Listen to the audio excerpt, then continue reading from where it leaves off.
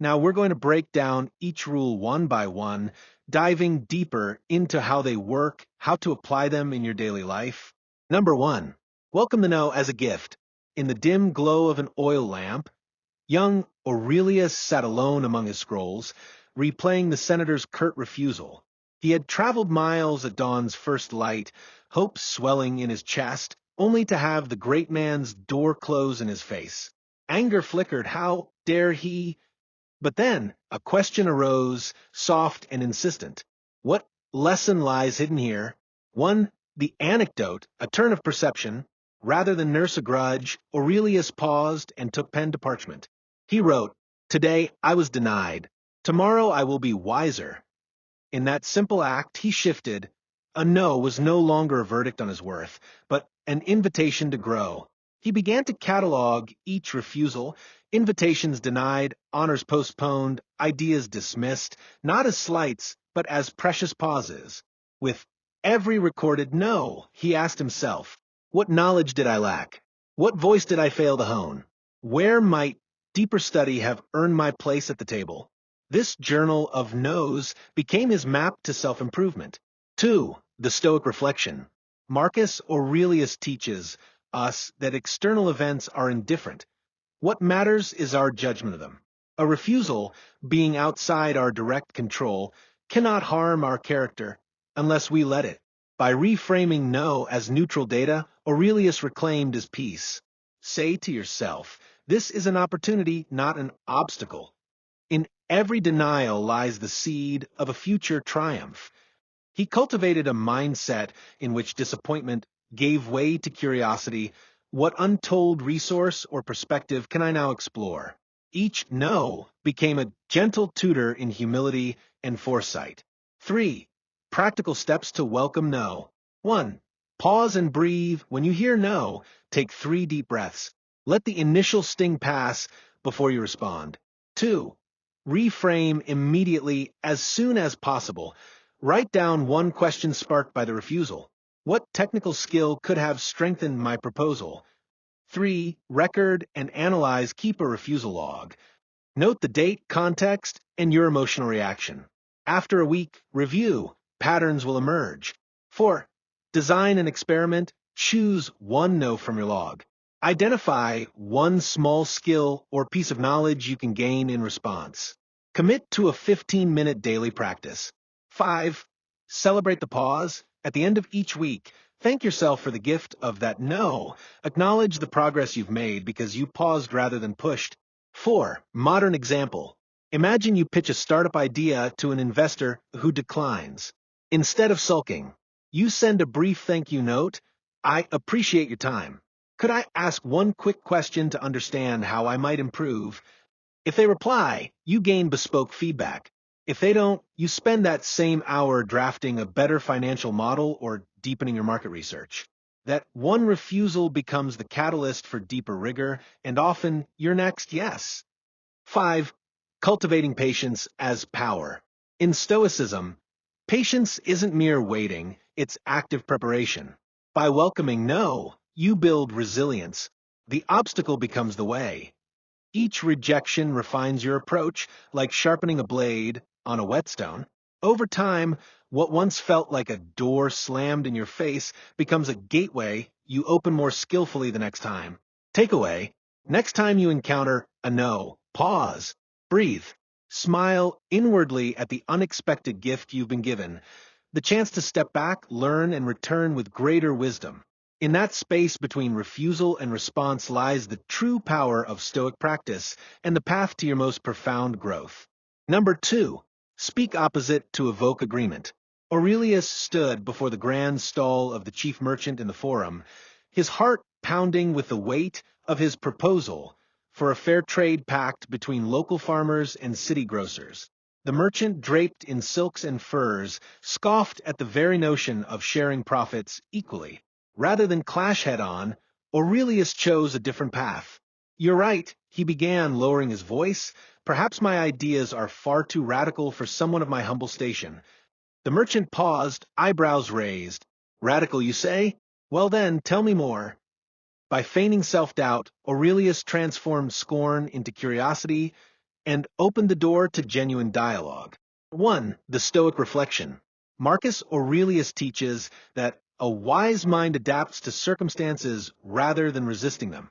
When confronted with opposition, striking directly can trigger defensiveness. But by speaking opposite, expressing apparent agreement or self-effacement, you disarm the other party's ego.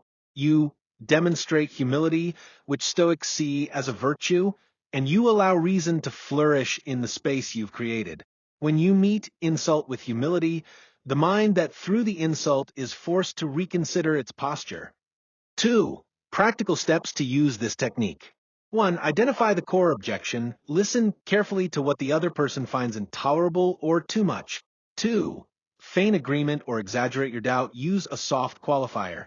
I realize this may be overambitious, or perhaps I lack the standing to propose this. 3. Invite elaboration. Immediately follow with an open-ended prompt. What concerns you most? Or would you be willing to hear one key detail? 4. Deliver your argument calmly, with the other's guard lowered. Present your idea logically and respect their perspective. 5. Observe and adapt. Notice shifts in their body language or tone. If they lean in, continue. If they pull back, offer to pause and revisit later. 3. Modern example. Imagine you're pitching a new user experience feature to a skeptical product manager. Direct approach. Likely to fail, this feature will double our retention rate. Opposite approach, more effective. I know this might sound naive, but I'd love to share an idea I'm not sure deserves your time. Charmed by your humility, the manager grants you a few minutes and you walk them through data, user stories, and prototypes. You've turned a skeptical gatekeeper into an engaged collaborator. 4. Cultivating strategic humility. Stoicism teaches that true confidence doesn't need to roar, it speaks softly and invites others in. By speaking opposite, you diffuse defensiveness. You remove the instinct to argue purely out of pride. Foster curiosity. You make the other person wonder, why would he downplay this if it wasn't valuable? Share ownership. You subtly imply you're not the sole champion of the idea, making them more likely to adopt it as their own. Takeaway. Next time you meet resistance, try this Stoic reversal. Acknowledge the strength of the objection, perhaps even exaggerate your uncertainty, and then gently unfold your reasoning. In that unexpected humility lies the power to transform a hard no into a thoughtful tell me more. Number 3. Test your desires against implicit resistance. When Camilla brusquely declined Aurelius's invitation to a public debate on civic reform, he sensed more than mere indifference. In her curt refusal lay an unspoken challenge. Perhaps her curiosity was piqued, but her pride restrained her. Rather than pressuring her with repeated asks, he chose a subtler path. He sent her a single, carefully crafted question. If our laws aim to serve the many rather than the few, which existing custom do you think most betrays that purpose? Intrigued by the precision of his query, Camilla replied, and soon she was not only debating but co-authoring proposals with him. The initial no illuminated where genuine interest and resistance lurked. 1. The anecdote, listening for the unspoken. Refusal often masks a deeper yes. By paying attention to tone, context, or the manner of rejection, you can discern whether the objection is to the timing, the framing, or the proposer, not to the idea itself. Aurelius learned to treat every no thanks as a signpost pointing to the real barrier. 2. The Stoic reflection. Marcus Aurelius reminds us, everything that happens is either endurable or not. If it is endurable, then endure it. Stop complaining. If it is not endurable, you will learn. In this light, a friend's refusal becomes an endurable moment, one to observe rather than overcome by force. It offers data on how desires and resistance coexist. By responding with a pinpointed question, Aurelius endured the initial rebuff and mined it for insight. 3. Practical steps to probe resistance. 1. Note the nature of the no. Was it abrupt, timid, or veiled in humor? Each tone suggests a different root cause. 2. Formulate a single open-ended question aimed for curiosity. What part of this suggestion gives you pause, or which detail would need to change for this to work for you? 3. Send the question promptly and don't let days pass. Capitalize on the emotional residue of the exchange. 4. Listen without defensiveness. Receive their answer as data, not judgment. 5. Offer a focused follow-up. If they reply, thank them and propose a small next step. If they don't, reflect on their silence as feedback about timing or topic. 4. Modern example. Imagine you pitch a co-founder role to a talented peer who says, "Now's not the right time." Instead of pushing, you email, "Understood. If you were to join one day, which aspect of our vision would excite you most, and which would worry you?" Their response reveals which features resonate and which need reframing. You transform a flat refusal into a roadmap for collaboration. 5. Cultivating insightful patience. Stoic practice isn't just about enduring hardship. It's about using every human interaction as a lesson. By treating rejection as implicit curiosity, you cultivate patience and strategic empathy. Patience allows space for reflection rather than demanding immediate agreement. Empathy. Seek to understand the other's internal barrier, not just your disappointment. Takeaway. Next time someone resists your proposal, don't push harder, probe wiser. A single, well-placed question can reveal hidden interest, unlock genuine dialogue, and transform implicit resistance into fuel for your shared progress. Number 4. Let impossible propel your effort. When the governor of the province dismissed Aurelius's plan for a new water irrigation network as impossible, many would have folded, bowed to authority, and buried the proposal. But Aurelius heard something different. Not a verdict, but a gauntlet thrown. If it is truly impossible, he mused, then I must discover how to make the impossible inevitable. 1. The anecdote, turning a verdict into motivation. Aurelius returned to the city archives and pored over centuries of engineering scrolls and aqueduct plans. He spent nights sketching novel canal designs, consulting with farmers about seasonal flows, and testing small-scale prototypes along the riverbank. Each perceived roadblock, steep terrain, limited funding, hostile landowners, became a spur to research and invention rather than a reason to quit. Months later, he presented a phased plan. Start with a modest diversion dam, then expand to a gravity-fed canal lined with locally fired brick. The governor, surprised at the depth of his work, granted provisional approval, and before long, fields once parched by drought flourished again. 2. The Stoic reflection. Marcus Aurelius teaches that obstacles are not just to be overcome, but embraced. The impediment to action advances action. What stands in the way becomes the way. By accepting the impossible as part of the path, Aurelius reframed the challenge.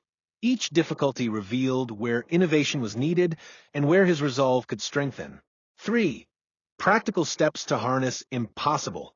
1. Record the obstacle clearly. Write down precisely why the task was deemed impossible. Insufficient water pressure, no skilled labor, etc. 2. Break it into micro-challenges, list smaller problems within the larger one. Solve them one by one. 3. Seek unconventional resources. Talk to unlikely experts, craftspeople, retired engineers, and local elders to unearth fresh insights. 4. Prototype rapidly. Build a small-scale or temporary version of your solution. Test it, learn, iterate. 5. Celebrate each small win. Acknowledge progress when a micro-challenge is overcome. This sustains momentum against the broader, impossible label. 4. Modern example. Suppose your company deems it impossible to achieve net zero emissions within 5 years. Instead of accepting defeat, you audit every emission source down to office coffee pods. Pilot a closed-loop recycling program in one building. A partner with a local solar startup to power a small parking lot. Use those successes to justify further investment until the seemingly impossible target becomes a measured, stepwise reality. 5. Cultivating resolute creativity. In Stoicism, true strength arises not from ease but from engagement with difficulty. When you let the impossible fuel your effort, you build resilience. Each narrowly averted failure teaches you to adapt and endure. Spark innovation. Constraints force creative solutions you never would have considered otherwise. Demonstrate leadership. Others see that you don't back down, inspiring them to tackle their own impossibles. Takeaway: next time someone labels your goal impossible, smile inwardly. You've just been handed the raw material for your greatest triumph. Break the giant's challenge into stones you can lift, and one by one, build the path through, even when the world insists it cannot be done. Number 5. Praise the obstacle. When Aurelius and his apprentices planted a new medicinal herb garden in the philosopher's grove, they soon found themselves beset by wild briars and thorns. While others cursed the tangled mass, Aurelius paused among the prickles and smiled. "These thorns are my most loyal teachers."